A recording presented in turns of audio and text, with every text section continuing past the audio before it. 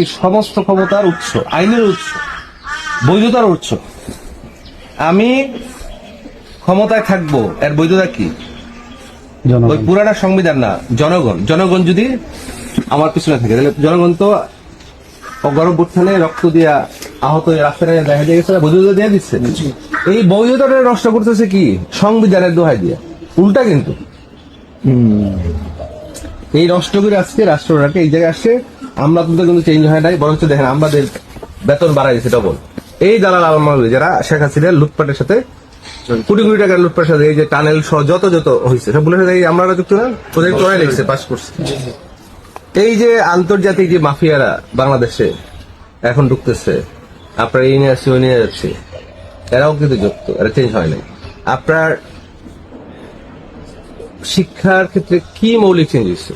আপনার বাংলাদেশের শিক্ষার যে বাজেট 1% প্লাস, এই উপমহাদেশেরই সব দেশ বাংলাদেশের চেয়ে বেশি শিক্ষা বাজেট। আমরা বলছি যে কোনো একটা দেশের মানে শিক্ষার মেরুদণ্ড যদি উন্নয়ন মিন করে কেউ, অন্তপক্ষে বাজেটের 5% থেকে 6% বরাদ্দ রাখা উচিত। তো এত বড় গণঅভ্যুত্থানের পরে আপনি বলতেছিল না কে জানে শিক্ষা টিকার তো বা কই শিক্ষা তো কোনো বরাদ্দ করা নাই। শিক্ষা কমিশনও করে না, এতগুলো কমিশন করছে না, সংস্কার কমিশন, যেটা আসল জায়গা, যে জনগণকে শিক্ষিত করা, স্কিল করা, এডুকেটেড করা।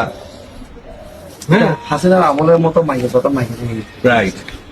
তাইলে আপনি দেখেন সেই পুরানা ব্যবসায়ী সিন্ডিকেট আওয়ামী লীগের যারা বাংলাদেশে নাই, তাদের পকেটে কিন্তু তাদের ব্যবসা টাকা যাচ্ছে, ওই দেশে নাই, অসুবিধা নেই, ব্যাংকে যাচ্ছে।